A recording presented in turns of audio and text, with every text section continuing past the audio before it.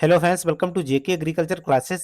इस वीडियो में आप सभी को पौधों के वृद्धि कारक पदार्थ यानी कि प्लांट ग्रोथ हार्मोन्स के बारे में चर्चा करेंगे, जिसमें प्लांट ग्रोथ हार्मोन्स के प्रकार और उनके कार्य के बारे में बताएंगे। यह 5 प्रकार के हार्मोन्स होते हैं, जिनकी खोज के बारे में भी बताएंगे, जिससे related question agriculture entrance exam and agriculture competitive exams में पूछे जाते हैं। यह एग्रीकल्चर वाले छात्रों के लिए महत्वपूर्ण वीडियो है, जिसमें पूरा कंसेप्ट क्लियर किया गया है। चलिए वीडियो को स्टार्ट करते हैं। यदि वीडियो अच्छा लगे तो लाइक करें। नेक्स्ट वीडियो देखने के लिए जेके एग्रीकल्चर क्लासेस के यूट्यूब चैनल को सब्सक्राइब करें, बेल आइकन को प्रेस करें ताकि आने वाली वीडियो की नोटिफिकेशन मिलती रहे। तो देखते हैं पौधों के वृद्धिकारक हार्मोन्स क्या होते हैं। पौधों के वृद्धिकारक पदार्थ या हार्मोन्स वह जैव पदार्थ होते हैं जो पौधों में आंतरिक रूप से उत्पन्न होते हैं या कृत्रिम रूप से बाहर से पौधों में मिलाए जाते हैं, जो पौधों के वृद्धि विकास में परिवर्तन लाते हैं। फाइटो हार्मोन्स कहलाते हैं। इन्हें फाइटो हार्मोन्स भी कहा जाता है। इससे जैव रासायनिक क्रियाएं होती हैं, जिससे जड़ निकलना, तने निकलना और पुष्प बनना इत्यादि कार्य संभव हो पाता है। जैसे कि सूरजमुखी का पुष्प है, इसके निकलने में इन हार्मोन्स का ही काम होता है। तना का बनना इस हार्मोन्स द्वारा ही संभव हो पाता है।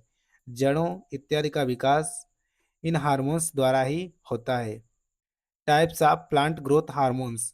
प्लांट ग्रोथ हार्मोन्स के प्रकार या मुख्यतः 2 प्रकार के होते हैं। ग्रोथ प्रमोटर्स यानी कि वृद्धि को बढ़ाने वाले हार्मोन्स। नंबर 2 है ग्रोथ रिटार्डेंट्स, वृद्धि को कम करने वाले हार्मोन्स।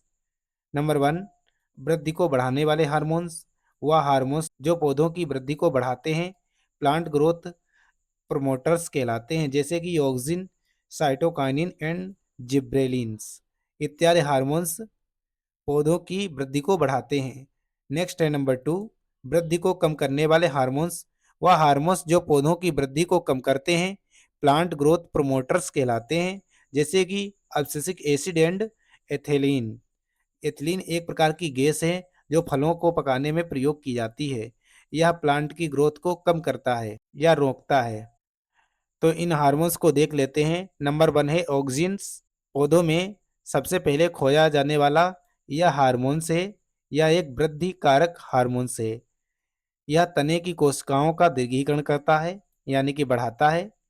नेक्स्ट है यह प्रकाशानुवर्ती वक्रता द्वारा वृद्धि करता है, यानी कि जो प्रकाश होता है उसी की ओर बढ़ता है। नेक्स्ट है कोशिका विभाजन में सहायता करता है। नेक्स्ट यह आईएए की भांति काम करता है। आईएए का फुल फॉर्म होता है इंडोल एस्टिक एसिड। नेक्स्ट है ऑक्सीजन की सांद्रता तने की वृद्धि को तेज करती है, जड़ों की वृद्धि को यह धीमा करती है। अब तक 3 प्रकार के ऑक्सीजन खोजे जा चुके हैं, oxygen A, oxygen G and hetero oxygen. उदाहरण के लिए आईएए इंडोल एस्टिक एसिड यह प्राकृतिक ऑक्सीजन है। Number 2 IBA indole butyric acid यह कृत्रिम रूप से तैयार की गई ऑक्सीजन है। नेक्स्ट है एनएए नेप्थेलीन एस्टिक एसिड यह भी कृत्रिम रूप से तैयार की गई ऑक्सीजन है। नेक्स्ट है नंबर 2 जिब्रेलिन्स। यह पौधों की कायिक वृद्धि को प्रभावित करने वाला हार्मोन है।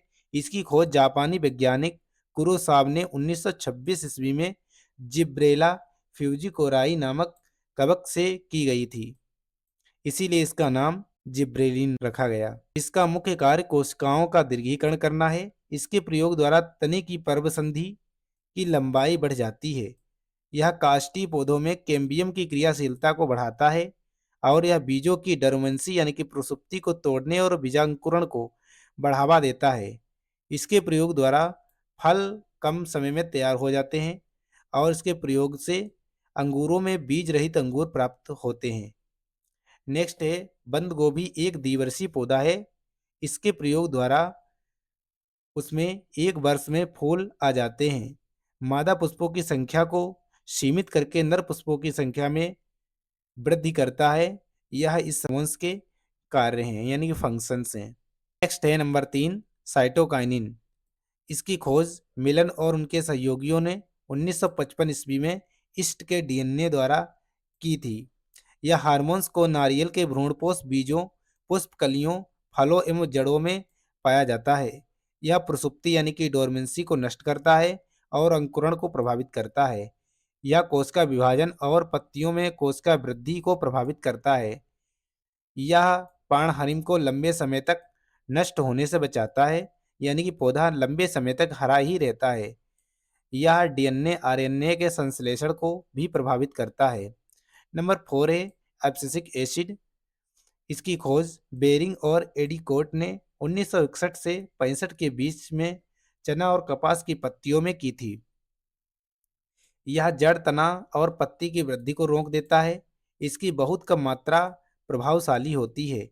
इसकी सांद्रता जैसे जैसे बढ़ती है वैसे वैसे अवरोधक क्षमता बढ़ती है, यानी कि वृद्धि को कम करता है। इसके प्रयोग से पौधों में जलभराव एवं सूखे सहने की क्षमता बढ़ जाती है।